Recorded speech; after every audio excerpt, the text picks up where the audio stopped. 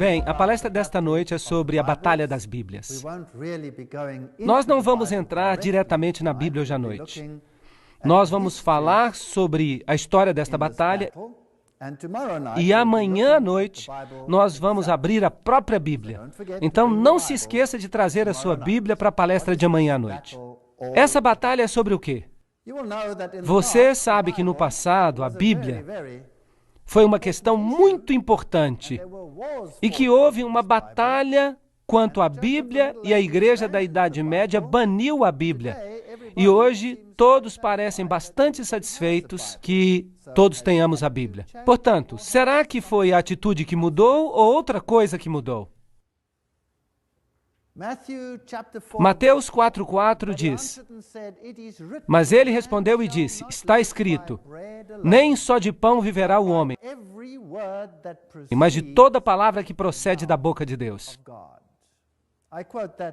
Eu estou citando da Bíblia em inglês King James. De outra forma, eu teria um problema. Eu só seria capaz de ler metade do verso para vocês. Mas, não obstante, ele diz, está escrito, nem só de pão viverá o homem, mas de toda palavra que procede da boca de Deus. Obviamente, é importante que nós saibamos a palavra de Deus.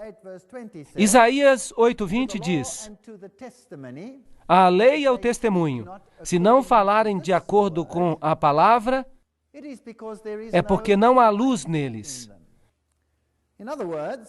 Em outras palavras, se você não fala de acordo com a palavra de Deus, e se você não fala de acordo com o testemunho, aquilo que os profetas já declararam com respeito às ações de Deus, aquilo que tem que estar em harmonia com a Torá, os primeiros 5 livros da Bíblia, então não há luz neles. Portanto, nós não podemos vir com algo contrário à palavra de Deus. Apocalipse 22:18 diz, pois eu testifico a todo homem que ouve a profecia deste livro. Se alguém lhe acrescentar qualquer coisa, Deus lhe acrescentará as pragas que estão escritas neste livro. E se alguém tirar algo das palavras do livro desta profecia, Deus tirará sua parte do livro da vida, e da cidade santa, e das coisas que estão escritas neste livro. Este é um assunto muito sério. Não se metam com a palavra de Deus. Vocês concordam comigo que é isso que está dizendo? Esta é uma pesquisa muito séria e, obviamente, se o homem não vive apenas de pão, mas de toda palavra que procede da boca de Deus, se você acrescentar algo a ela, ou tirar algo dela, ou misturá-la, ou alterá-la, isso pode ser um problema. Bem, hoje nós temos muitas Bíblias. De fato, há centenas de traduções da Bíblia. Agora, qual é a melhor? As pessoas vão dizer que as Bíblias modernas são melhores. Sim, em muitos sentidos, com os estudos modernos do grego, muitos versos das Bíblias modernas têm traduções melhores do que as versões mais antigas, por causa de um conhecimento melhor da terminologia grega. Mas se a gramática melhorou, será que isso necessariamente significa que o contexto melhorou ou mudou? É aí que nós temos problemas. Então, qual é a árvore genealógica das Bíblias modernas que nós temos hoje? Os manuscritos originais da Bíblia foram todos eles perdidos. Eles não existem mais. Então, o que nós temos são cópias de cópias. Algumas delas são muito antigas e algumas delas são menos antigas. Há basicamente 3 famílias de Bíblias. Ou melhor, nós vamos ver que de fato são 2 famílias. Aquelas que estão na base, as mais antigas, tiveram todos os seus manuscritos perdidos. Então, o que nós temos são cópias de manuscritos anteriores. Agora, no que diz respeito à Bíblia que levou até a versão King James na língua inglesa, essas Bíblias vêm de uma família central. Trata-se de manuscritos perdidos do texto tradicional. Esses manuscritos vêm das versões siríacas e da gótica. Trata-se do Códice W e do Códice A. E então, há uma grande maioria de textos existentes que compõem os manuscritos do Novo Testamento, nós estamos falando de aproximadamente 1.900 manuscritos deste bloco central, dos quais, eventualmente, temos a versão King James e qualquer outra Bíblia, exceto a Bíblia Católica Romana e a Bíblia dos Jesuítas. Toda a Bíblia do mundo que foi escrita antes de 1914. Toda a Bíblia, sim, veio dessa tradição. Então, há duas outras tradições. Uma que deu origem à versão Douay, que é basicamente a versão dos jesuítas, e os ancestrais da versão ocidental que se perderam. Aí você tem a velha versão latina, você tem a versão da Vulgata Latina, que o Papa declarou ser infalível. Você tem o Códice D, o Códice D2, o Códice E2 e a versão Douay de 1582, que foi escrita para conter a reforma. Essa é uma outra família. E os manuscritos que pertencem a essa mesma família têm o mesmo texto e eles concordam com as palavras que aparecem ali. Então, há a terceira família, que tem como ancestral a família alexandrina. O original também se perdeu, é claro, como veremos. E você tem alguns documentos interessantes e relativamente novos, mas normalmente são documentos velhos que foram encontrados recentemente. O Papiro 75, o Códice B, são dois deles. Então você tem o Papiro 66 e o mais famoso de todos, que é o Códice Aleph. E desta pequena família de 4 manuscritos, você tem a versão revisada em inglês, a versão padrão americana, a versão padrão revisada, a Bíblia em inglês contemporâneo e várias novas Bíblias que estão surgindo em diversas línguas ao redor do mundo, que são baseadas nesta família de manuscritos. Portanto, no bloco central, você tem milhares de manuscritos. Mas neste bloco aqui, o do Códice Aleph, que é o manuscrito mais velho, e as versões latinas e a Vulgata são também baseadas em documentos relativamente antigos. Agora, todos eles vêm de documentos antigos, o mais velho dos quais nós temos então nesta terceira família aqui. Será que antigo significa necessariamente bom? Hoje nós pensamos que o antigo é bom. Agora, antigo não necessariamente significa bom. E esse é um ponto muito importante para a gente lembrar. Se nós olharmos essa família central aqui, com milhares de cópias nas línguas do mundo, então este é um ponto muito interessante.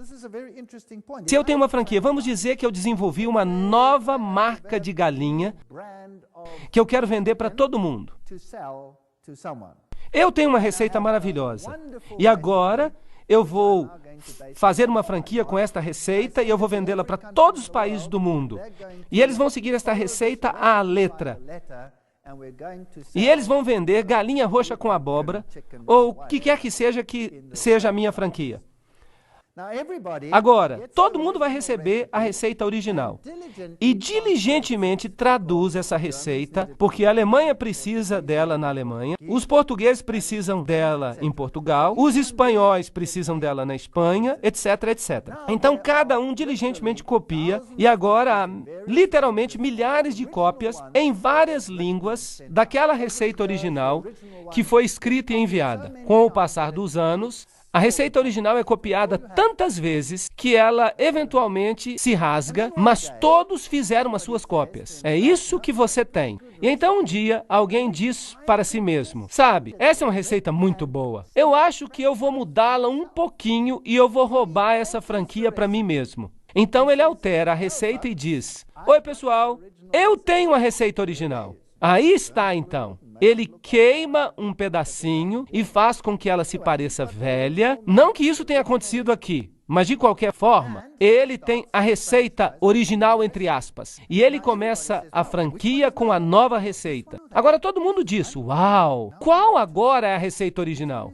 Esta aqui ou aquela? Isso é muito problemático. Agora nós temos duas. Qual é a correta? Bem, o que você faria? Você diz, a original foi copiada e traduzida em tantas línguas diferentes. Vamos pegar a receita alemã e a receita espanhola e a receita a Armênia e a Sérvia, e vamos checar. E então todo mundo concorda que devemos fazer isso. Qual então é a receita original? Aquela que tem uma nuvem de testemunhas apoiando-a. Sim ou não? Ok. E isso você só se encontra na família central. Há uma nuvem de testemunhas na família central. Eu quero dizer que há cerca de 1.900 documentos em que todos concordam. Agora, os originais foram copiados tantas vezes que acabaram desaparecendo. Mas, vejam que isso é interessante. Nesta outra família aqui, há muitos versos que desapareceram. Simplesmente desapareceram. Então, nesta família aqui, há muitos versos que simplesmente desapareceram. Mas eles estão nesta família central aqui. Agora, nós não temos mais os manuscritos originais. Então, os seguidores desta família dizem, ahá, esses não são originais. E esses de cá são os documentos mais velhos. E esta família aqui diz, eles não são os originais. Mas se você tivesse cartas muito antigas dos pais da igreja, que obviamente não foram copiadas tantas vezes quanto a Bíblia foi, como um documento, então você tem cartas muito antigas dos mais velhos pais da igreja que escreviam cartas uns para os outros. Agora, se eu escrevo uma carta para minha esposa, por exemplo, eu estou num país, ela está em outro, eu escrevo para ela uma carta muito boa. E então eu estou dando alguns conselhos para ela e eu dou alguns versos bíblicos. Todo mundo faz isso, não faz? Bem, nós temos essas cartas antigas. E nós temos essas cartas citando versos que não aparecem nesta família aqui. Mas as cartas são mais velhas do que esses manuscritos. Então, qual seria o correto? O que você sugeriria? Obviamente que aqueles que estão nessa linha aqui, a central, porque eles estão citando versos que não mais existem naquelas. De fato, é assim mesmo. Será que nós temos essas três famílias? Bem, Kurt Aland, que é o coeditor tanto dos textos gregos críticos mais amplamente usados e é também o principal estudioso do continente europeu, propõe que o texto de P75 e B, na família alexandrina, representa uma revisão de um texto local do Egito que foi usado como texto dominante nessa área. Então, basicamente, nós não temos 4. Nós temos apenas 2. E um é apenas uma modificação do outro. Então, basicamente, há apenas um documento nesta família esquerda e é o texto sinaítico. Nós vamos chegar nisso daqui a pouco. Então, David Oris diz, fundamentalmente, há apenas 2 famílias de Bíblia. A primeira família pertence ao texto recebido do hebraico e do grego, manuscritos preciosos que foram preservados em lugares como a igreja de Pela, na Palestina, de onde os cristãos fugiram quando, no ano 70 depois de Cristo, os romanos destruíram Jerusalém. Portanto, os manuscritos originais não estavam em Roma. Eles vieram da área cristã. Eles vieram de Jerusalém, eles vieram da Síria, onde os apóstolos pregavam. É desses lugares que os manuscritos originais vieram. E esse era o lugar lógico para eles estarem, porque esse é o lugar onde os apóstolos estavam. Certo? Da igreja síria de Antioquia, que produziu estudos muito importantes, da igreja itálica no norte da Itália, e também, por falar nisso, dos cristãos no norte da Itália, previamente, que receberam suas escrituras pela rota do Oriente Médio, e não de Roma. E houve um grande problema entre os ostrogodos e os romanos, porque eles tinham escrituras diferentes. Isso é muito interessante. Então, o norte da Itália tinha a mesma versão das regiões do Oriente Médio. Também, ao mesmo tempo, da igreja na Gália, no sul da França, e da igreja céltica, na Grã-Bretanha, antes dos valdenses, das igrejas da Reforma, todos esses tinham o mesmo tipo básico de manuscrito. Estes manuscritos estão de acordo um com o outro. São de longe a grande maioria das cópias do texto original. Por isso, são chamados de texto recebido, ou textus receptus. Essa maioria é tão esmagadora que até os inimigos do texto recebido admitem que 19 de cada 20 manuscritos gregos pertencem a esta classe. Quase todos os manuscritos pertencem a esta classe. E então há uma segunda família, que é bem menor, e que é baseada nos manuscritos antigos. Não vamos duvidar disso. Eles representam a família grega, a família vaticana, ou Códice B, este aqui, que estava na Biblioteca de Roma e foi usado para combater a Reforma, porque ele diz coisas muito diferentes daquelas que os reformadores usavam. Então, na época da Reforma, o Códice B se tornou muito importante. E então nós temos o texto sinaítico, ou Códice Aleph, que foi encontrado na região do Egito. Eu vou mostrar para vocês o lugar mais tarde. E ele vem do texto alexandrino. E nós temos este aqui. Ele foi encontrado numa data muito interessante. Foi encontrado em 1844. Então este é o mais jovem de todos os manuscritos antigos. E é um documento muito, muito velho. Então, quando se diz na sua Bíblia que esta tradução é baseada nos manuscritos antigos, a ideia que é implantada é de que velho significa bom. Estão conseguindo me seguir? Mas velho não necessariamente significa bom. Significa só velho. Isso é tudo o que significa. Em latim, há a Vulgata, a Bíblia Latina de Jerônimo, de 383 depois de Cristo. Isso é bem antigo. Mas há alguns problemas com aquela Bíblia, e nós veremos isso. Em inglês, há a Bíblia dos Jesuítas de 1582, que foi escrita na língua vulgar, para combater a Bíblia da Reforma. O texto da Vulgata aparece também com algumas alterações na Bíblia de Douay, ou na Bíblia Católica, que é a chamada Good News Bible.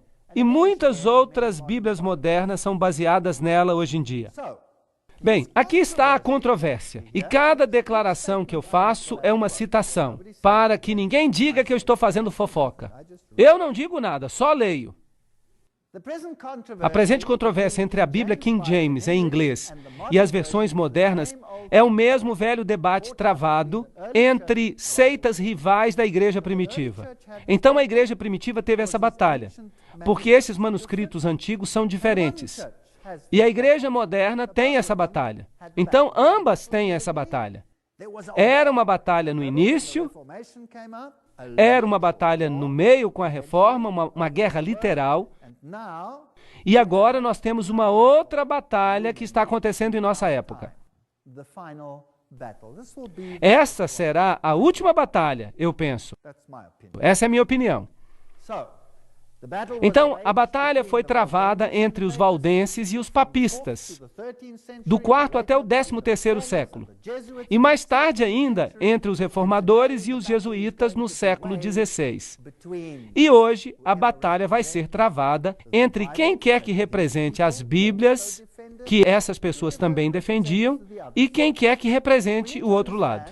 Nós precisamos compreender que muitas das novas traduções são tomadas dos manuscritos antigos. As pessoas acham que elas são mais confiáveis. Não, elas só são velhas. Em realidade, eles estão dizendo, prestem atenção, que o manuscrito que foi encontrado numa cesta de lixo numa caverna no Monte Sinai e manuscritos questionáveis de Alexandria, onde se praticava o ocultismo, são mais confiáveis do que o texto recebido. É isso que estão dizendo. Então, esses manuscritos questionáveis seriam mais confiáveis? De fato, aquele encontrado no Monte Sinai foi jogado fora porque tinham copiado sobre ele, tinham feito o manuscrito de rascunho. Parece que em alguns lugares ele foi reescrito até 70 vezes. De fato, ele foi esfregado e reescrito tantas vezes que eles o jogaram fora. E esse é o manuscrito em que tudo se baseia hoje em dia. De onde vêm os manuscritos? Bem, havia um homem chamado Orígenes. Ele era um velho iniciado. Você vai descobrir isso nos escritos maçônicos.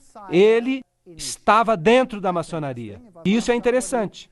Se eu encontro elogios a alguém nos escritos maçônicos, as minhas orelhas se levantam. Ele era um crítico textual e ele corrigiu inúmeras partes dos manuscritos sagrados. Agora, estamos falando de tempos antigos. Evidência em contrário mostra que ele os alterou para concordar com a sua própria filosofia humana de ideias místicas e alegóricas. Por exemplo, ele acreditava que o homem era divino e, portanto, não havia apenas um homem divino que veio a esta terra. Nós todos somos divinos, que é um ensinamento maçônico até o dia de hoje. E então, acredita-se que esses manuscritos tenham sido de fato corrompidos. Então, do nascimento de Cristo até cerca do ano 400 depois de Cristo, alguns evangelhos gnósticos foram escritos. Paulo faz menção a isso em 2 Coríntios 2,17. Pois não somos como aqueles que corrompem a palavra de Deus. Eles já estavam corrompendo a palavra de Deus? Sim ou não? Sim. Eles já estavam adulterando. Eles já estavam corrompendo com ideias gnósticas. E isso os alinha com o pensamento ecumênico de todas as religiões, pois estas são consideradas de modo igual e não deveriam ser elevadas uma acima das outras. Em 331 depois de Cristo, e é aí que o problema realmente começa, Constantino ordenou que uma Bíblia ecumênica fosse escrita. Vejam vocês, o cristianismo estava dizendo: Jesus é o caminho, a verdade e a vida. Todas as doutrinas com respeito ao cristianismo eram problemáticas, porque elas atacavam o paganismo.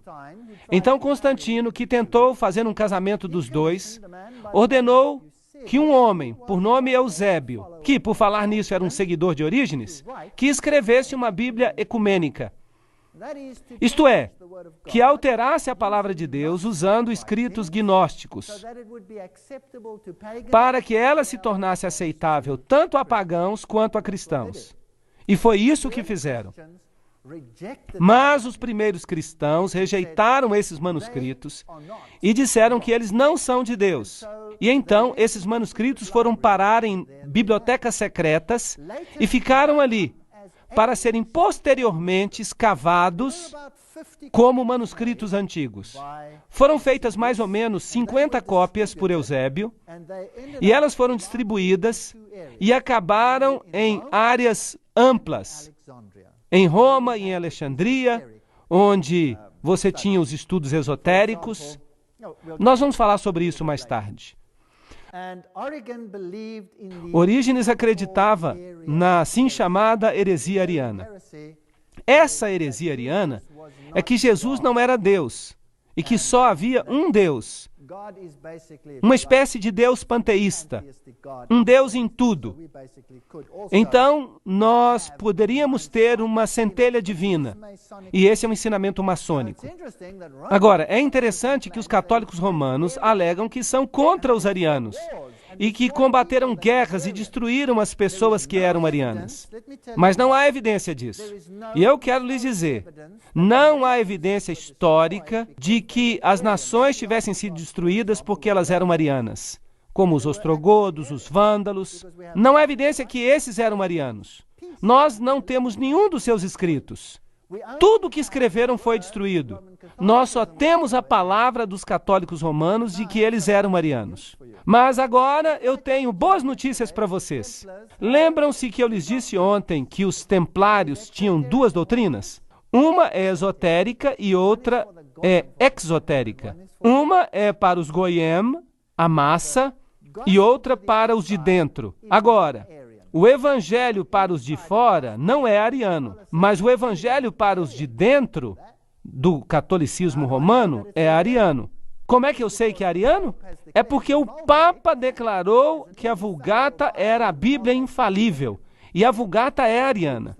Ela remove a divindade de Cristo. Isso não é interessante? Mas que batalha era essa? A batalha contra Jesus Cristo. É isso que ela era. Desde a pré-história. A batalha contra o Filho de Deus. E quem é que nós vamos defender? Jesus ou outra pessoa? Então essa é uma batalha interessante. Eu a acho uma batalha fascinante. Em 1481 d.C., o manuscrito do Vaticano foi descoberto na Biblioteca do Vaticano. Isso não é interessante? Bem a tempo de competir com a Reforma, porque a Reforma estava usando o texto recebido. Eles não usavam nenhum outro texto. Então vocês precisam acreditar que até 1481, Deus manteve a verdade da Bíblia escondida por gerações até 1481? Será que a verdade se baseava em manuscritos errados? E felizmente o Vaticano descobriu o manuscrito certo em 1481 para combater a reforma. E esse manuscrito repetidamente coloca de lado a divindade de Cristo e é ariano? Então, essa é a doutrina para os de dentro, a doutrina templária. Nós vimos isso na palestra que fizemos ontem. E é provavelmente um manuscrito que sobreviveu de Eusébio. E por falar nisto, este aqui e aquele que encontraram no Sinai são pássaros de uma só pena.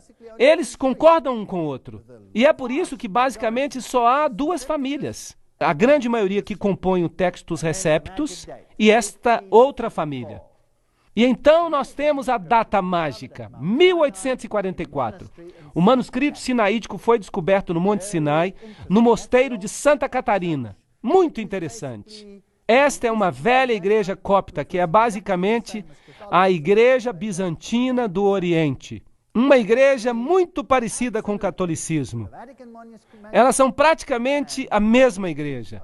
E este manuscrito concorda absolutamente com o manuscrito do Vaticano e é totalmente ariano. Em 1881, dois professores da Inglaterra, Westcott e Hort, criaram o texto grego. Isto é baseado, claro, no manuscrito do Vaticano e no manuscrito do Sinai. Mas eles preferiram o manuscrito do Sinai, para que não parecesse muito católico. Vocês estão me seguindo? Não deveria parecer muito católico, porque esses dois homens eram protestantes. Bem, vamos dizer que eles eram supostamente protestantes. E, como consequência, até a Bíblia dos Testemunhas de Jeová foi alterada por causa deste novo escrito. Agora, no início da década de 1900, quando isso começou a acontecer, os Testemunhos de Jeová usavam a própria Bíblia King James. Mas então um dia disseram para eles que eles precisavam pegar a King James e pegar um grande lápis preto e que eles deviam modificar o texto da King James. Riscar isso, riscar aquilo outro. E eles começaram a riscar. Eles ainda não tinham sua própria Bíblia. Ela não existiu até o início de 1900. Então, os Testemunhos de Jeová foram os primeiros a riscar grandes partes da Bíblia. Eu vou mostrar isso para vocês amanhã. E deve ser enfatizado que a discussão não é entre um texto antigo e um texto recente, mas entre duas formas antigas do texto. Vocês estão entendendo? Esse é o argumento. Tyndale, ele, é claro, usava o texto recebido. Isso realmente irrita o Vaticano, porque o outro não tinha sido descoberto ainda.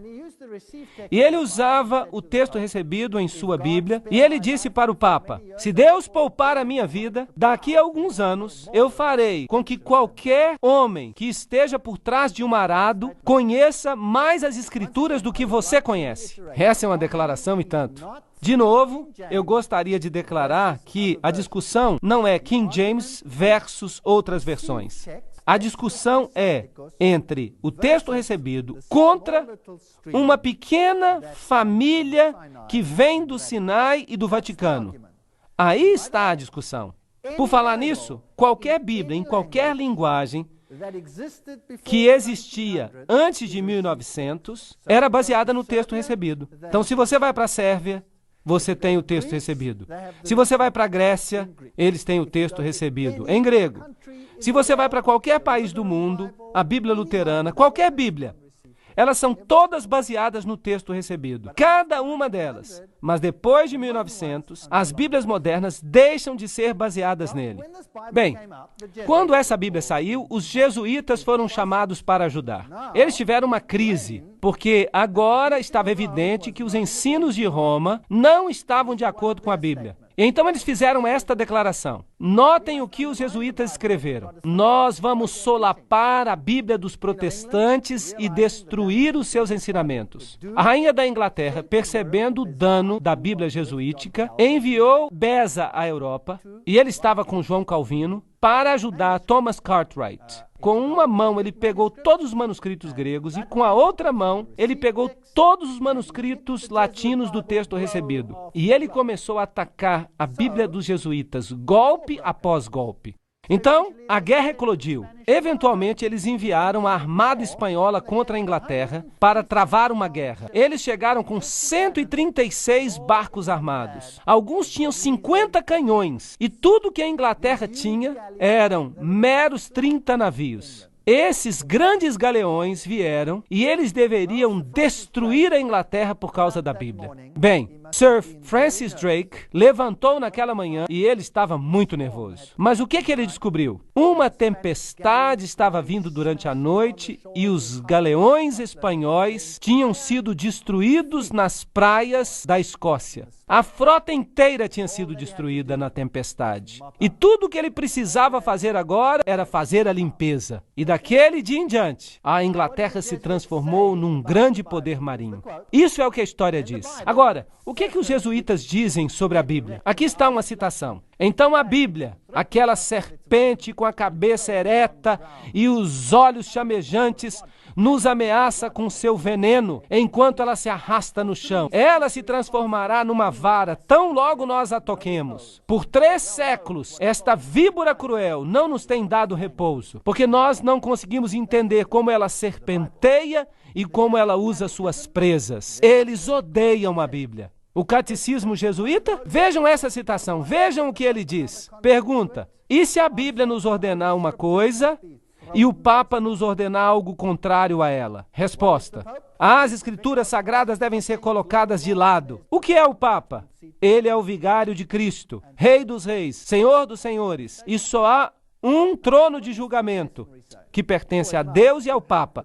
Essa é uma declaração e tanto. Bem, o que a maçonaria diz? É sempre bom ter documentos para a gente comparar. Em Morais e Dogma, a fonte escrita por Pike, na página 818, diz o seguinte com respeito à Bíblia: o absurdo da leitura da igreja estabelecida, que toma literalmente a linguagem figurativa, alegórica e mítica de uma coleção de livros orientais de épocas diferentes. Puxa vida, estão falando bem mal da Bíblia. A tolice de se considerar os livros hebraicos como se eles tivessem sido escritos pelo rei Tiago, uma pessoa sem imaginação e sem intelecto prático, e com a ajuda dos preconceituosos presbiterianos da Escócia.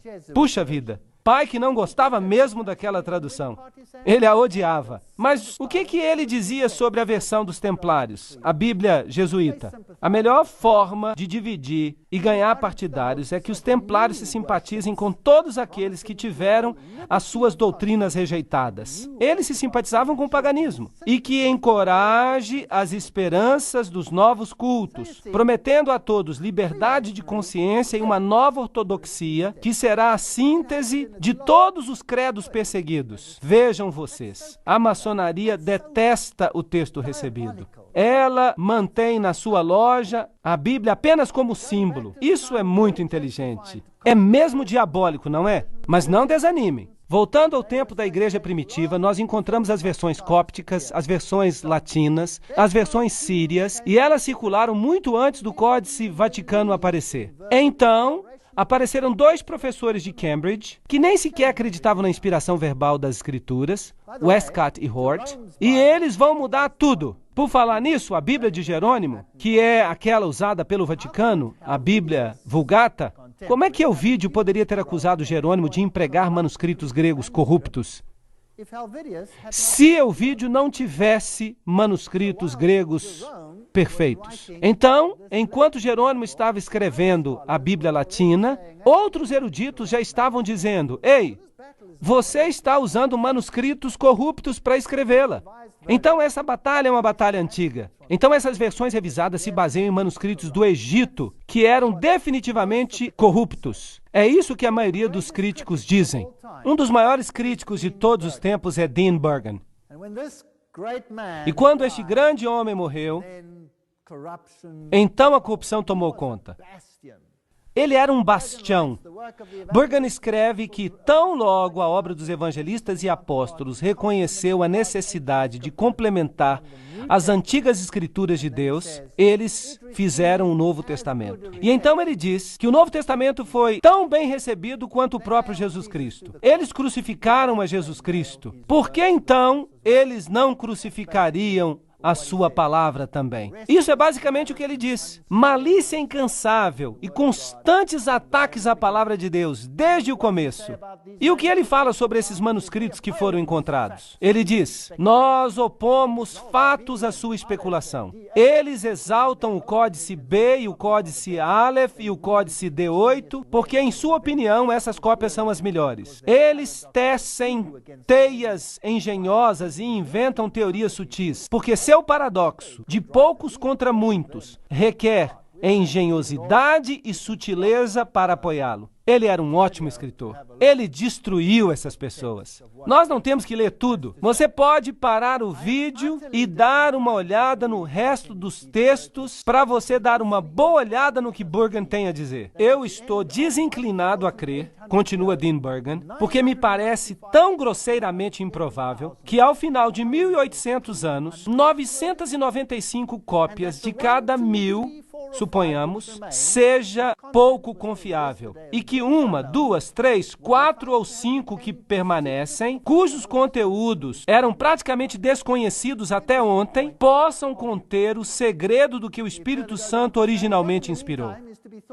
Ele continua dizendo, o que pensar nesse meio tempo dos guias cegos? Aqueles que foram iludidos, que querem nos convencer a voltar àqueles mesmos códices que a igreja primitiva já consertou. Voltar àqueles manuscritos antigos. E ele pega Tischendorf, o homem que originalmente descobriu os manuscritos, e ele o analisa. E ele analisa Tregelles, e ele analisa Westcott, e ele analisa Hort, e ele mostra que ele discorda completamente de suas conclusões. E então vejam esta declaração interessante. Quem, a não ser alguém com simpatia pela Igreja Católica, poderia entreter a noção que Deus preservou o verdadeiro texto do Novo Testamento em segredo por quase 1000 anos e então finalmente o entregou ao pontífice romano para guardá-lo? É isso que literalmente significa. O Dr. Hosker cita o Dr. Salmon, que diz, naturalmente Hort considerava esses manuscritos como mais dignos de confiança. E são esses que apresentam as leituras reconhecidas por Orígenes. Percebem? É isso que eles fizeram. Hort, o professor da Inglaterra, era um seguidor de Orígenes. E nós teremos que provar isso. Nós não podemos simplesmente fazer uma declaração desse calibre. Você sempre será o meu amigo, mas eu não mais posso ignorar as críticas. Isso é o Dr. Frank Longsdon, falando a F. Lockman, um dos grandes tradutores. Eu não posso refutá-los. E, querido irmão, eu não tenho nada contra você, mas a única coisa que eu posso fazer sob Deus é renunciar à minha filiação à nova Bíblia padrão americana. Então vejam que aqui está um membro do comitê que se desliga dele, pessoalmente. Bem, vamos então a Alexandria. Aqui está a estátua de Horus, o segredo dos iniciados. Horus e Ísis e Dionísio. Esses segredos foram mantidos vivos em Alexandria e na Biblioteca de Alexandria. E a Biblioteca de Alexandria era famosa pelos seus documentos do ocultismo. Então, claro, os cristãos primitivos, que se baseavam na Bíblia, se livraram desse terrível lugar de informação. Eles queimaram a velha Biblioteca de Alexandria até o chão. E isso foi uma catástrofe para o mundo antigo. Bem, felizmente, a Unesco, que é uma constituição que foi escrita por um membro da Caveira e Ossos, decidiu restaurá-la e reconstruiu-a exatamente no mesmo lugar. Ali está ela hoje. E as lâmpadas que eles puseram, eles têm coisas bem interessantes nelas. Anjinhos carregando cornucópias que nós discutimos ontem. Se você vai e olha a biblioteca, ela é enorme e tem todas as inscrições pagãs da biblioteca original nela. Ela foi feita de acordo com o modelo. Todos os petroglíficos pagãos e todos os símbolos antigos de adoração do sol estão nelas. E esse é Demétrio, o fundador da Biblioteca de Alexandria. Nela, eles ainda têm alguns dos manuscritos antigos que conseguiram escapar. Aqui você tem um papiro com os signos do zodíaco, algo que a Bíblia proíbe. Aqui você tem um pedaço do livro dos mortos, que é o livro egípcio dos mortos, que é uma contrafação do que a Bíblia ensina. Ele exalta o Deus dos mortos e a Bíblia exalta o Deus dos vivos. Então você tem esses petroglifos aqui, que são muito nojentos, então nós vamos passar isso rápido. E eles têm as deidades em seus hexágonos e Sócrates, um místico antigo. Sócrates, é claro, morreu bebendo cicuta. Ele era um iniciado e ele passou alguns dos seus segredos de acordo com o juramento que você faz. Se você revelar, você pode beber uma taça de veneno, ou se você preferir, você pode ter a sua garganta cortada de orelha a orelha ou a língua arrancada da sua boca. Os mortos são exaltados. Esta biblioteca é absolutamente enorme. Não dá nem para imaginar o tamanho. Eu só fiz um pequeno vídeo dela. Vamos dar uma olhada em como ela é, só para dar uma ideia do tamanho. É absolutamente enorme. E tem todos os símbolos pagãos interessantes ali. Uma réplica total do que deve ter existido lá e fotografias para provar que eu realmente estive ali, em caso que alguém pense que eu não estive. Aqui estão umas fotos tiradas lá de cima, na biblioteca. Ela foi aberta em Mubarak em 2002. Ela é absolutamente nova. Eu tive que ir lá para ver. Aqui está uma estátua de Prometeu, levando fogo. De acordo com os escritos ocultos, esse é Lúcifer, o portador de luz. Agora, vamos dar uma olhada em alguns dos manuscritos que Roma diz que são essenciais para a compreensão do maior evangelho.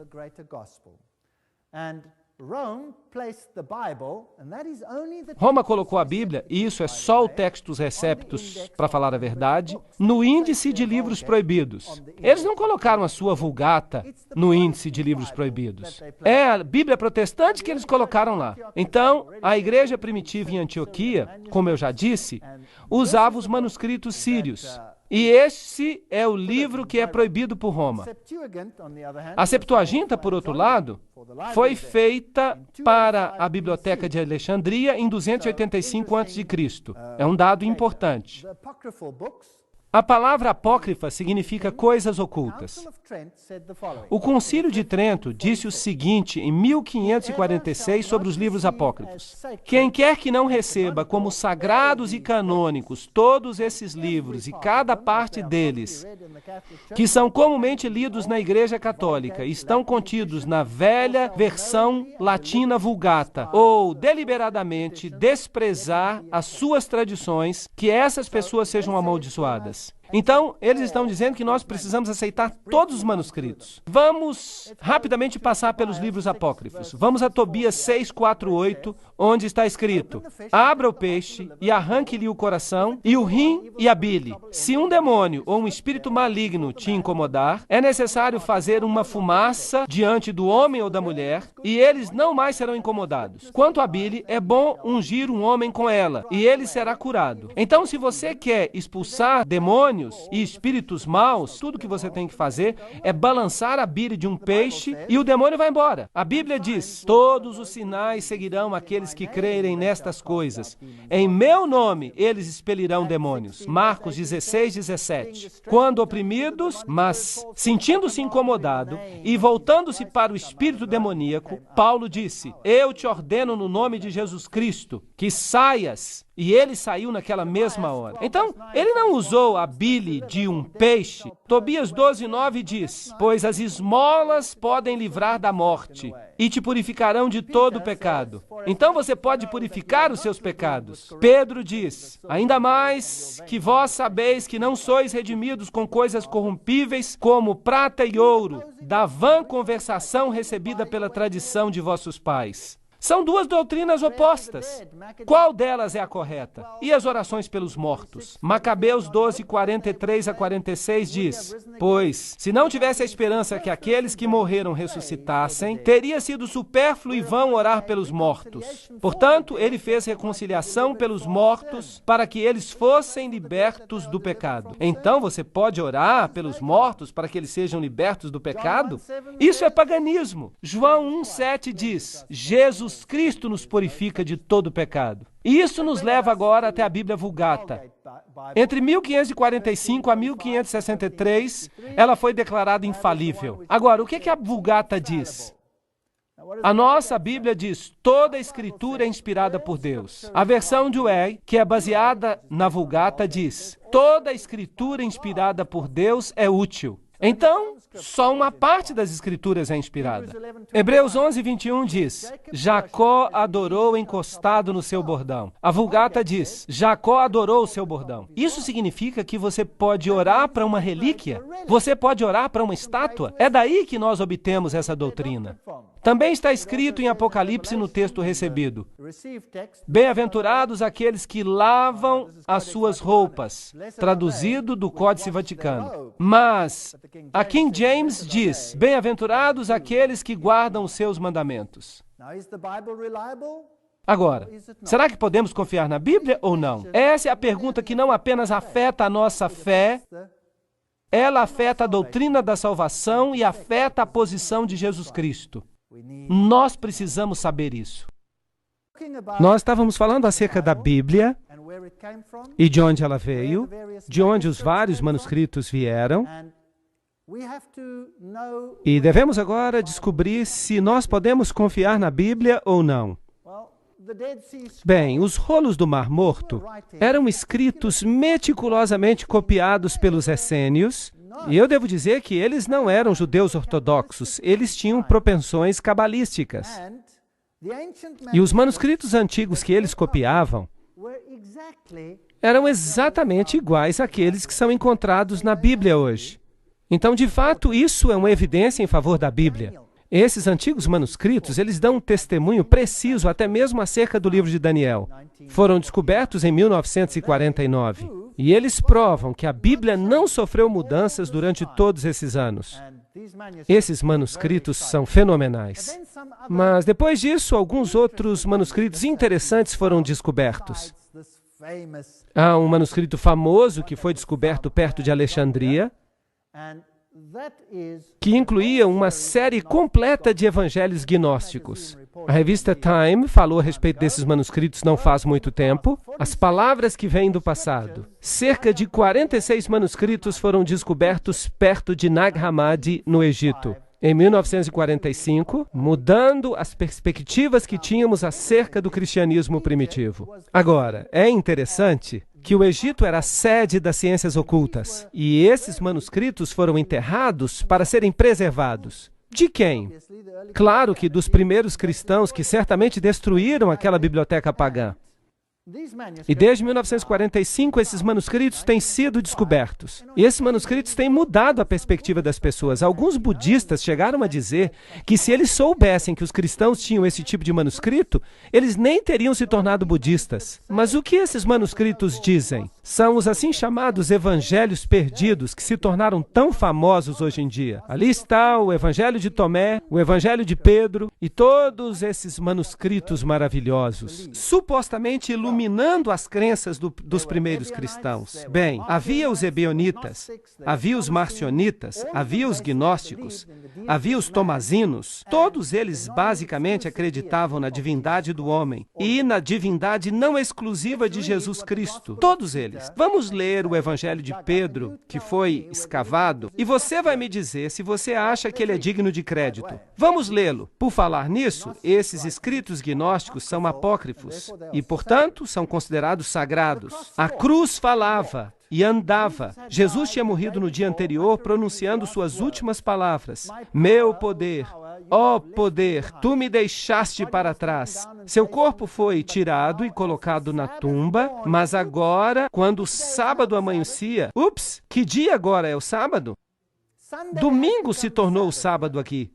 O sábado, como o domingo, era guardado somente em Alexandria, no Egito e em Roma. O resto do mundo guardava o 7º dia da semana. Aqui, nesta passagem, o sábado já virou domingo. O sábado amanhecia, uma grande voz desceu do céu. Será que isso é digno de crédito? Bem, vamos ver se o restante é digno de crédito. Uma grande voz desceu do céu, e 2 homens desceram. A pedra que bloqueava a tumba se moveu sozinha. Ei, a Bíblia não fala isso. E enquanto os soldados romanos ficavam de boca aberta, 3 homens saíram da tumba, 2 deles segurando o outro. Oh, Jesus não podia caminhar quando ele saiu da tumba? Parece que a sua ressurreição não foi tão maravilhosa assim. E a cruz o seguia. E ela andava sozinha. Será que a cruz foi enterrada com Jesus? E a cruz andava atrás dele. Por quê? Porque eles haviam tornado a cruz um símbolo muito importante naqueles dias. A cabeça dos 2 homens alcançava o céu, mas a cabeça daquele a quem eles apoiavam subia acima do céu. E eles ouviram uma voz: já pregaste àqueles que estavam dormindo? E aqui nós temos a doutrina da pregação aos mortos. E a resposta veio da cruz: sim. Vocês confiariam neste evangelho? Se vocês confiam, eu tenho pena de vocês. Deixe-me levá-los agora até o Sinai. Eu sempre quis conhecer o mosteiro de Santa Catarina, onde este manuscrito, no qual todas as traduções modernas se baseiam, foi descoberto. Este é o mosteiro de Santa Catarina, o famoso mosteiro. Aqui estão os crânios dos monges que estavam ativos ali. Você pode orar para esses crânios e você então recebe uma bênção. Aparentemente, eles lhes darão uma resposta. Eu não vi nenhuma possibilidade de que eles me respondessem, porque eles não tinham fôlego neles. Mas ainda assim, se você quiser, você pode orar. E aqui está o Sinai, assim diz a tradição. E nesta igreja, você encontra os símbolos do sol e da lua e todos os símbolos pagãos. A famosa biblioteca do Sinai, onde esse manuscrito foi achado, e que tem todos esses antigos códices escritos à mão, esses famosos manuscritos, e o famoso Códice Sinaítico, que foi encontrado por Tischendorf em 1844. Aí está ele, e ele foi entregue aos eruditos católicos em 1844 e da Universidade de Leipzig. Essa é uma data interessante, e esse é o Códice Sinaítico. E percebam que há vários manuscritos antigos que estão depositados neste lugar. Há umas histórias interessantes sobre este mosteiro. O tratamento benevolente que os árabes deram ao mosteiro. Eles tomaram essa península no século VII. E aqui está o símbolo de Maomé e a proteção que ele dá direito, os privilégios que o profeta Maomé dá direito. Ele é o fundador do Islã e ele concedeu aos monges do mosteiro do Monte Sinai essa mesma proteção. Então, Maomé protegeu esse mosteiro. Mas quem mais o protegeu? Bem, aqui está um outro documento interessante. Napoleão Bonaparte, que era um maçom de grau 33, por falar nisso. Se é que havia uma coisa dessas naqueles dias. E seu irmão era um grão-mestre na Espanha, e ele era um alto maçom. Aqueles graus que nem sequer ainda existiam. Ele também protegeu esse mosteiro. Pessoas importantes protegeram esse mosteiro. Aqui estão os 4 evangelhos no Códice Sinaítico. Ali está o meu amigo, nós estamos entrando no mosteiro, aqui estão algumas pinturas do mosteiro, e aqui está essa sarça fascinante. E todas as pessoas estão alinhadas aqui para orar. Esta é a famosa sarça, intacta. Essa sarça supostamente sobreviveu por milhares de anos. E ela nunca foi sequer regada. Nem regaram a sarça. De fato, esta é uma das sarças mais famosas da história do mundo. Esta é a famosa sarça ardente da qual Moisés se aproximou. Assim dizem eles. Quando eles nos disseram que ela nunca tinha sido regada, eu perguntei para que servia aquele cano ali. Mas eles insistiram que aquele cano não funcionava. Bem, eles disseram que não havia água no cano, mas aquela era uma sarça cheia de espinhos, então eu fiquei imaginando se não havia outro cano ali por perto. Ainda assim, você pode orar para a sarça, e ela vai dar uma bênção a você. Eu não quis orar para ela, então eu pensei, quem sabe se eu tocar a sarça, ela pode me ajudar de uma forma. Mas eu toquei a sarça e não senti mudança alguma. Vejam que esse é o tipo de paganismo que está sendo ensinado aqui. Ali estão os dois diáconos sentados do lado de fora. Onde quer que a assim chamada Contra-Reforma, começada pelos jesuítas, dominou o povo, a língua vernacular foi suprimida e a Bíblia foi mantida longe dos leigos. Os jesuítas estavam tão ansiosos para destruir a autoridade da Bíblia, que eles chamavam de o Papa de Papel dos protestantes, que eles não temeram sequer criticar a sua genuinidade e o seu valor histórico. Os jesuítas fizeram guerra contra a Bíblia protestante, mas antes que o povo inglês seguisse o que estava acontecendo no continente e começasse a questionar a sua grande Bíblia inglesa, foi necessário que eles alterassem sua forma de pensar. Muita coisa tinha que ser feita para desacreditar a seus olhos a reforma, sua história, doutrina, seus documentos, que eles ainda consideravam uma grande obra de Deus. E foi isso exatamente o que eles fizeram. Eles tentaram destruir a sua forma de pensar. Agora, aqui está uma declaração muito interessante. Nós vamos ver quem foi que a fez em um momento. A despeito de toda a perseguição que os jesuítas enfrentaram, e aqui nós temos um católico romano falando, eles não abandonaram a Inglaterra, onde há um número maior de jesuítas do que na Itália. Há jesuítas em todas as classes sociais, no parlamento, entre o clero inglês, entre os leigos protestantes, mesmo em locais ocultos. Bem, eu não consegui entender como é que um jesuíta podia ser um sacerdote protestante, ou como um sacerdote protestante poderia ser um jesuíta, mas o meu confessor me silenciou, dizendo-me, omnia munda mundis, falando que São Paulo se tornou um judeu para que ele pudesse salvar os judeus. E por isso nós não deveríamos admirar que um jesuíta pudesse se passar por protestante, em prol da conversão dos protestantes. Mas preste atenção, eu lhe suplico, para descobrir a verdadeira natureza do movimento religioso na Inglaterra chamado de puseísmo. O clero inglês, antigamente, estava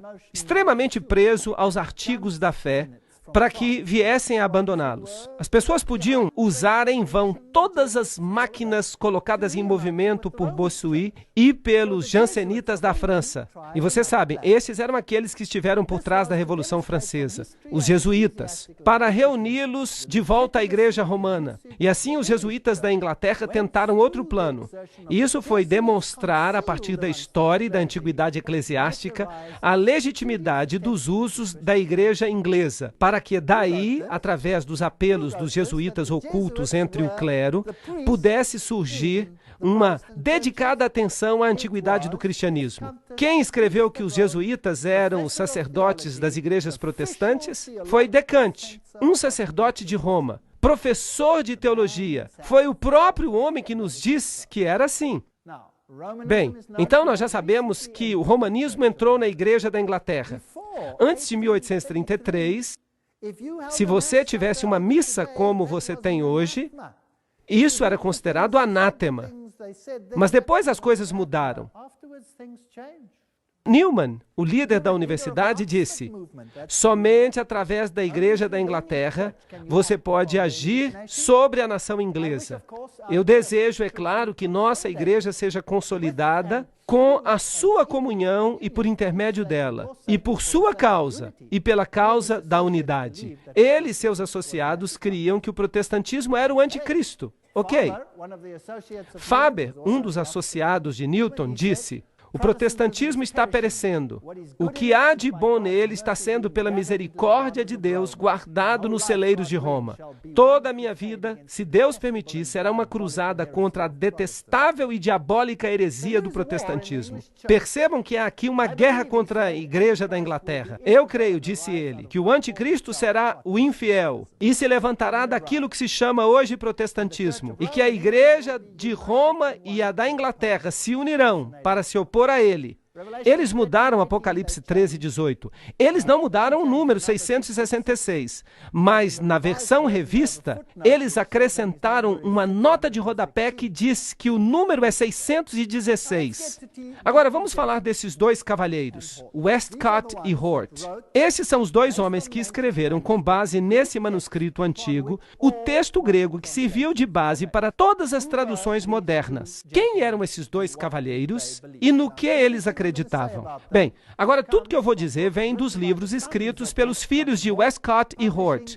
que publicaram suas cartas. Então, isso não é o que alguém diz sobre eles. Isto é o que eles mesmos falam sobre o que eles criam. Isso vem direto do original. E é ótimo que a gente tenha originais assim. E depois desta palestra, eles provavelmente vão desejar nunca ter escrito esses originais. Hort e Westcott rejeitaram a ideia da infalibilidade da Bíblia. Eles chamaram a doutrina da expiação substitucionária, ou seja, que Jesus morreu por você. Eles chamaram isso de imoral. Hort negou a historicidade de Gênesis, ele elogiou a Darwin e ele negou a divindade de Cristo. Será que isso parece familiar? Westcott nasceu em 1825. Hort nasceu em 1828. Eles eram membros do Partido da Igreja Alta, da Igreja da Inglaterra. Eles se tornaram amigos durante seus estudos na Universidade de Cambridge. Eles trabalharam juntos. Westcott se tornou bispo de Durham e Hort é mais lembrado como professor de divindade na Universidade de Cambridge.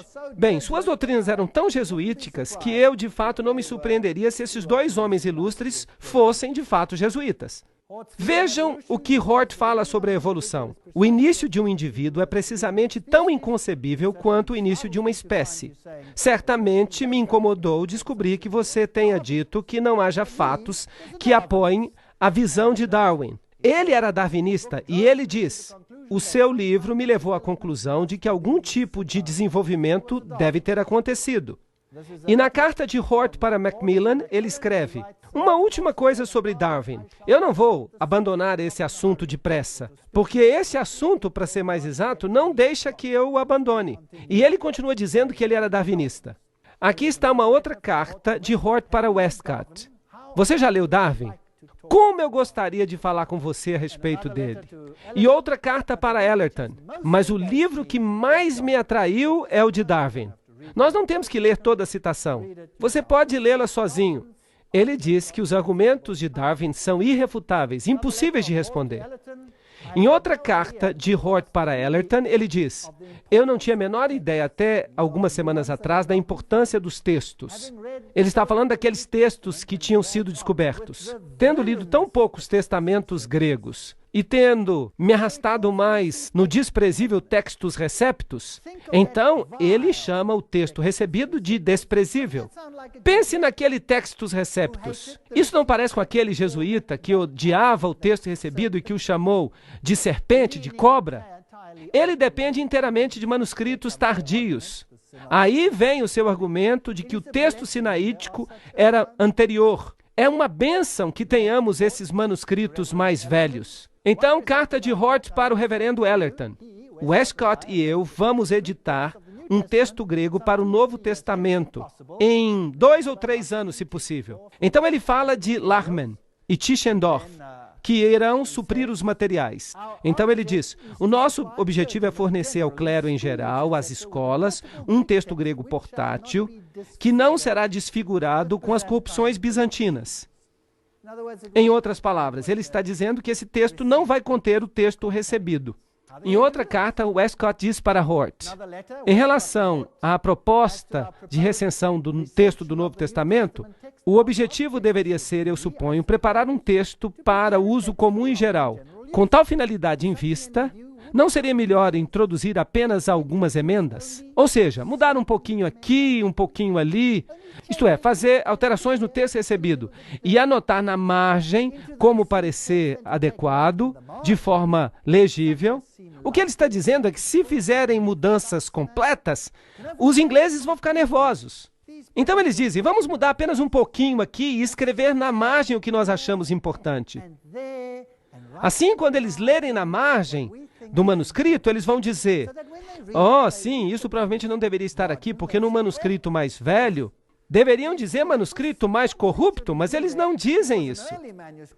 Vocês estão percebendo o que eu estou dizendo? Foi isso que eles decidiram fazer. Eu sinto muito a desgraça de circular o que eu acho que são cópias falsas das Escrituras Sagradas. Eles estão falando da versão autorizada. E eu estou muito ansioso para fornecer algo para substituí-las.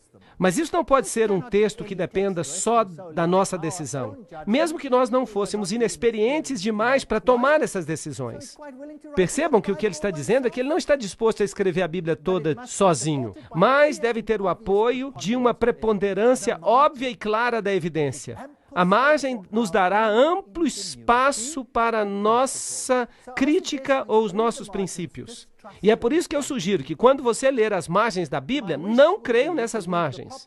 Meu desejo é me afastar do texto recebido popular somente no caso em que ele esteja claramente equivocado. Equivocado em sua opinião, claro. Então ele faz a seguinte declaração: Westcott, Garhan, C.B. Scott, Benson, Bradshaw, Lord e eu começamos uma sociedade para a investigação de fantasmas. Ok, eles eram espíritas, estando de fato realmente disposto a crer que estas coisas realmente existem e devem ser discriminadas dos embustes. E eles então acham um nome, Clube do Touro e do Galo. E disso surgiu uma sociedade incrível. Em 1882, a Sociedade para Pesquisa Psíquica foi fundada. De fato, era uma combinação desses grupos que já trabalhavam independentemente. E assim eles trabalhavam com telepatia, mediunidade, a antiga sabedoria oculta. A Sociedade de Fantasmas da Universidade de Cambridge foi fundada por nenhuma outra pessoa a não ser Edward White Benson, o futuro arcebispo da Candelária, junto com essas duas pessoas ilustres. E Darwin também frequentava. Agora, esta sociedade, a Sociedade para a Pesquisa Psíquica, é também a sociedade que administra o lado esotérico do movimento da nova era hoje em dia, com todo o seu esforço de se comunicar com o mundo espiritual. Todas essas coisas estavam ali. Entre as inúmeras pessoas e grupos que na metade do século XIX estavam pesquisando esses temas, pode-se encontrar Edward White Benson, arcebispo da Candelária. Encontramos o seu filho, A.C. Benson, no ano de 1851, escrevendo o seguinte parágrafo: Entre as diversões do meu pai em Cambridge estava a fundação de uma sociedade de fantasmas, a precursora da sociedade psíquica. E então pessoas como Lightfoot, Westcott e Hort faziam parte como seus membros. Aí está. Ele, naquela época, estava mais interessado em fenômenos psíquicos do que ele admitia. Assim, a evolução da mediunidade tradicional para a comunicação com os mortos contemporânea foi gradual. O espiritismo original tinha começado em 1848. Então veio a Sociedade da Pesquisa Psíquica na Inglaterra. E então Helena Petrovna Blavatsky pegou essa sociedade e a continuou. E é ela que escreve: Lúcifer é o Logos, a serpente, o Salvador. Satanás é o único bem deste planeta. É isso que ela escreve. A doutrina secreta vem desse grupo. Agora, será que eles pertenciam a outras sociedades secretas? A resposta é sim. Hort era um membro de uma sociedade secreta. Ele encontrava tempo para frequentar as reuniões de várias sociedades e em junho se filiou à Companhia de Mistério dos Apóstolos. Ele permaneceu sempre um membro fiel do clube secreto, que por volta de 1896 se tornou famoso porque continha membros importantes que pertenciam a ele. Nessa época, o clube foi, de certa forma, revigorado. E foi Hort que foi o principal responsável pelas palavras do juramento que unia os membros para uma conspiração de silêncio. Então, ele pertencia a uma sociedade secreta? Sim ou não? Sim, que os compelia ao silêncio. Será que isso parece maçônico para você? Sim ou não? Bem, o primeiro-ministro da Inglaterra também estava ali, e ele escreveu a Constituição para a Liga das Nações.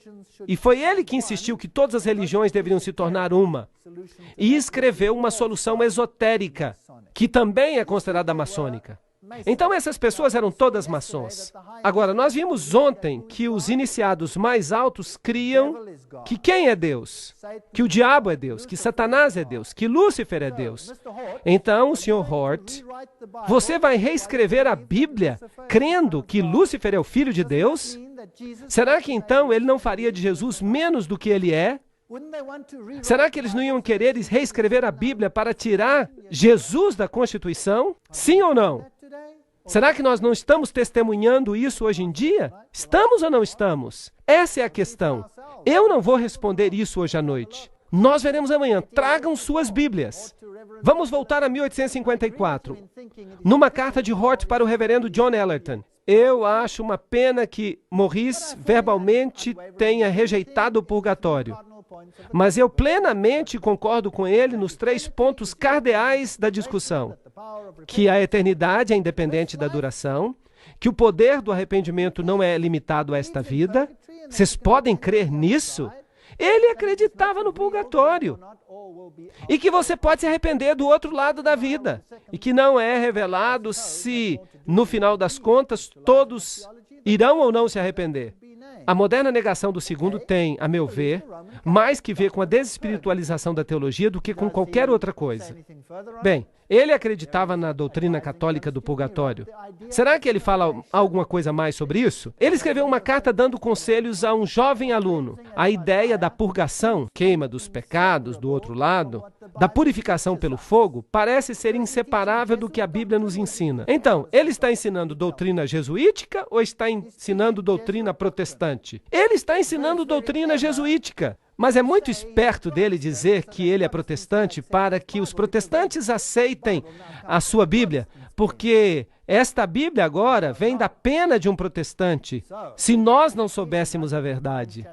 Então a doutrina nos ensina a respeito das punições divinas, e embora pouco seja dito com respeito ao futuro estado, parece para mim incrível que as punições divinas não proporcionassem qualquer mudança de caráter quando esta vida visível chegar a um fim. Então, ele acreditava no purgatório. E o que ele fala a respeito da expiação? Que Jesus morreu por você?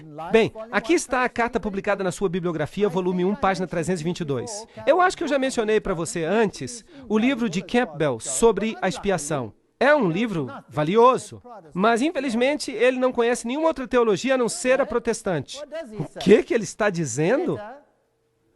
Letter de Hort para Westcott. Eu concordo plenamente, corrigindo apenas uma palavra, com o que você diz sobre a expiação. Tendo por muitos anos crido que a união absoluta do cristão com o próprio Cristo é a verdade espiritual, da qual a doutrina popular da substituição é uma contrafação imoral e material. Uau! Então, o fato de Jesus ter morrido para você é uma doutrina imoral? Em vez disso, o que é moral, então, é que nós nos tornamos um com Cristo e nos tornamos Deus? Eles dizem que isso é moral. Agora, quem é que ensina isso? Os jesuítas e os maçons, ou a Bíblia. Quem é que ensina isso? Então, quem era este homem? Ele pertencia a uma sociedade secreta, tinha um clube psíquico.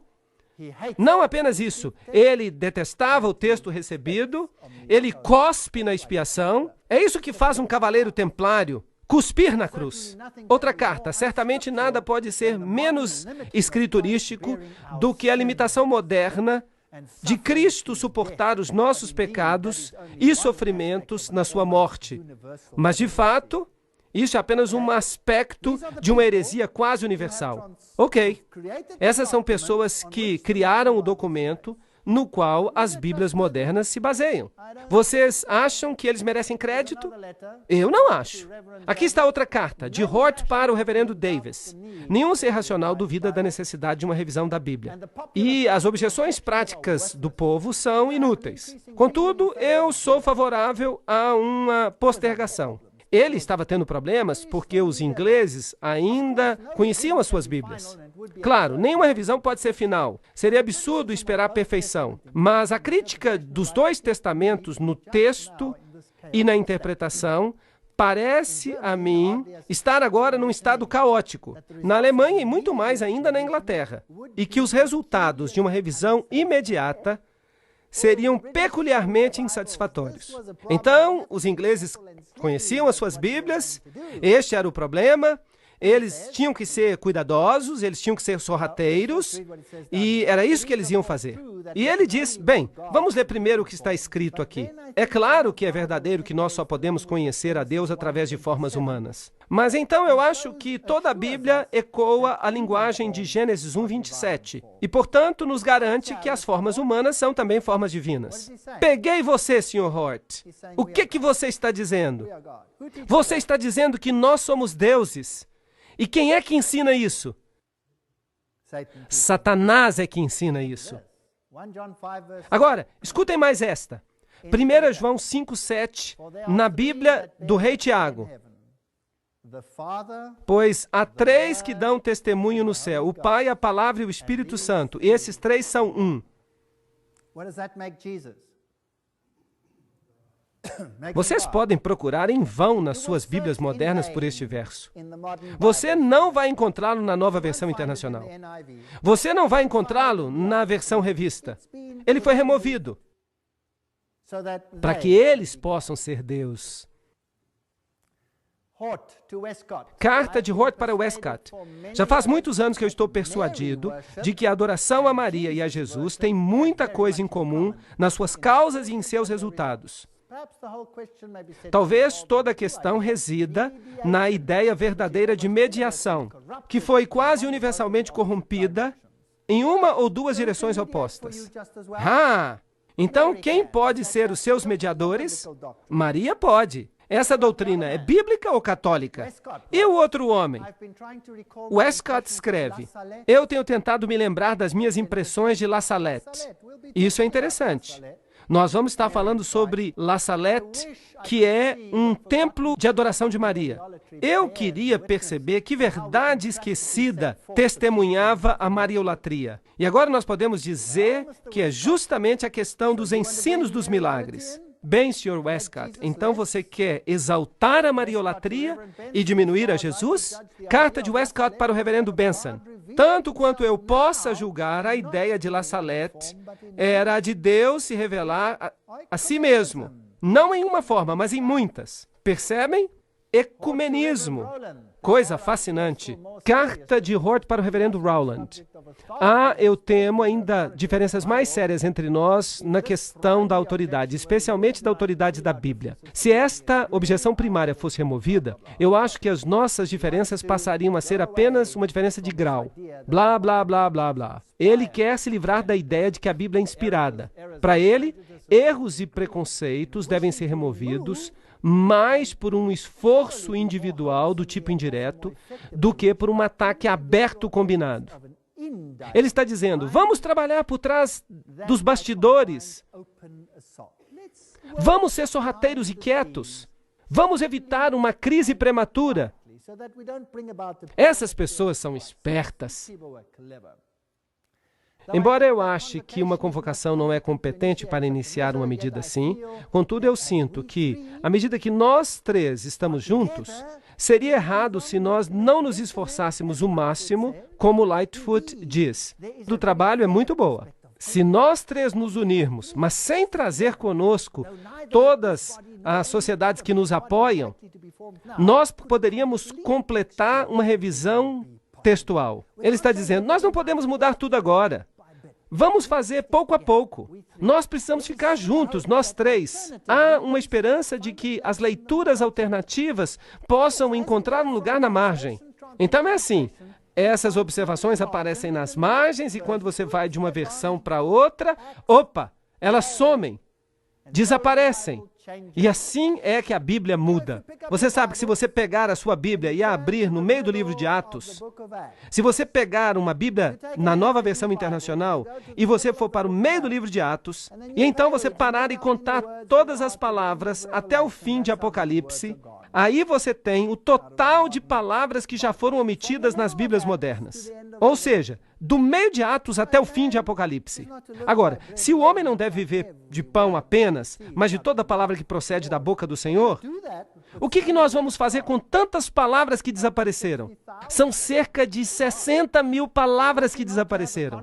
Nós não deveríamos ter uma conferência antes da primeira reunião para revisão? Há muitos pontos nos quais é importante que nós concordemos. As regras, embora liberais, são vagas. E a sua interpretação dependerá de ação decisiva a princípio. É quase impossível decidir o valor daquilo que parece ser uma alteração trivial. Agora, prestem atenção nisso em relação à palestra de amanhã. É quase impossível julgar o valor daquilo que parece ser uma alteração trivial. Resumindo, mude o texto de modo que as pessoas nem sequer notem a mudança. Há alterações triviais, simplesmente lendo-as uma depois da outra, que, tomadas todas juntas, teriam consequências importantes, mas que poucas pessoas pensariam a princípio. Vocês entenderam o que eu estou dizendo? O que eles estão dizendo aqui é: nós vamos mudar a Bíblia um pouquinho aqui, um pouquinho ali. E se nós pegarmos todas essas alterações juntas, nós vamos ter uma doutrina completamente diferente. E essa massa estúpida não vai nem notar. É isso que eles estão dizendo. Bem, nós vamos estudar isso amanhã. Eu vou mostrar a vocês essas mudanças triviais e vocês vão ficar chocados com o que eles fizeram com Jesus Cristo, nosso Senhor. Lembrem-se, eles estão falando de mudanças triviais. A diferença entre uma foto, diz Rafael, e uma cópia é composta de inúmeras diferenças triviais. Isso não é interessante? Nós temos com sucesso resistido à advertência de terreno perigoso, onde as necessidades de revisão exigiam que a revisão fosse feita. É, de fato, sem dúvida, o início de um novo período na história da igreja. É por isso que os objetores zangados têm razão para a sua perplexidade. Vejam como essas pessoas são sutis. Balfour era um membro dos Apóstolos de Hort e presidente da Sociedade para Pesquisa Psíquica. E eu disse para vocês que ele era o primeiro-ministro da Inglaterra. E ele escreveu o primeiro rascunho da Liga das Nações. Ele foi, pelo menos, parcialmente responsável por ele. Então, esses indivíduos famosos e importantes, vejam o que encontramos sobre eles num livro chamado Que Bíblia, de David Philip. Hort escreve ao reverendo Howland Williams em 21 de outubro de 1858. Adicionalmente, eu concordo com eles, com os autores de ensaios e revistas, em condenar muitas doutrinas específicas da teologia popular. Os evangelhos parecem pervertidos mais do que insinceros. Há, eu temo, ainda diferenças mais sérias entre nós no assunto da autoridade, e especialmente na autoridade da Bíblia. Ele não cria na autoridade da Bíblia. Ele escreve da França. Depois de deixar o mosteiro, nós passamos por um pequeno oratório que nós descobrimos no alto de uma colina, e ali estava uma pietá, do tamanho de uma pessoa, a Virgem e o Cristo morto. Se eu estivesse sozinho, eu teria me ajoelhado ali por horas. Aí está um católico romano falando. Esse não é um protestante. Se ele não era um jesuíta, eu prometo comer o meu chapéu. Westcott escreve ao arcebispo da Candelária uma crítica ao Velho Testamento. Ninguém agora, eu suponho, acredita que os 3 primeiros capítulos de Gênesis, por exemplo, deem a história literal. Eu não acho que seria possível que uma pessoa de olhos abertos pudesse acreditar nisso. Eles não criam em nada, e esses são os melhores manuscritos do mundo? Vocês acreditam nisso? Eu estou inclinado a pensar que nenhum lugar como Éden jamais existiu, e que a queda de Adão, de modo algum, foi diferente do que a queda de qualquer um de seus descendentes. Eles estão dizendo que não havia queda, e esse é um ensinamento oculto.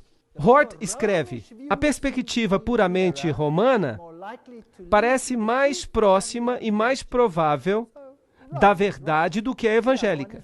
Então, Roma está certa e os evangélicos estão errados. Hort escreve para Westcott: eu me lembro de ter chocado a você e Lightfoot, não faz muito tempo, ao expressar a crença de que o protestantismo é parentético e temporário. O que ele está dizendo é: nós vamos nos livrar dele. De certa forma, é uma interferência nauseadora no momento.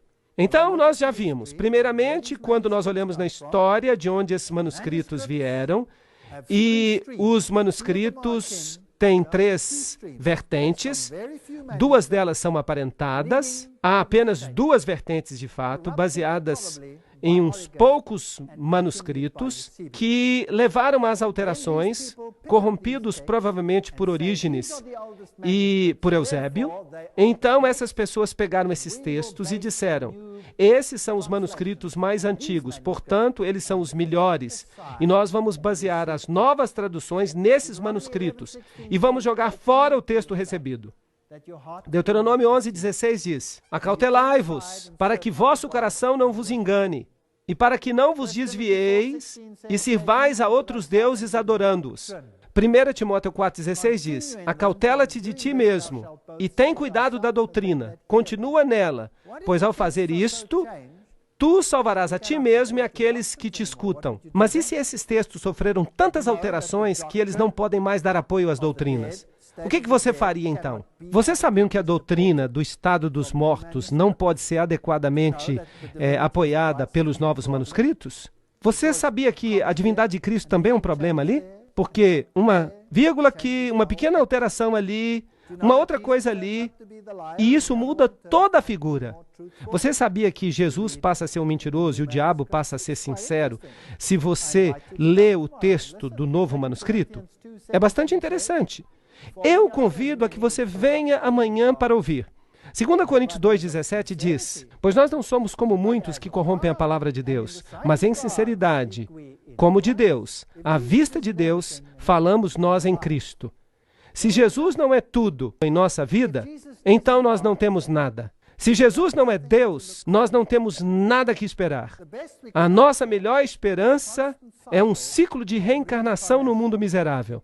Primeiro como ser humano, depois como animal, depois como uma folha, para ser comida por uma vaca. Uma existência bem miserável, se vocês perguntam a minha opinião.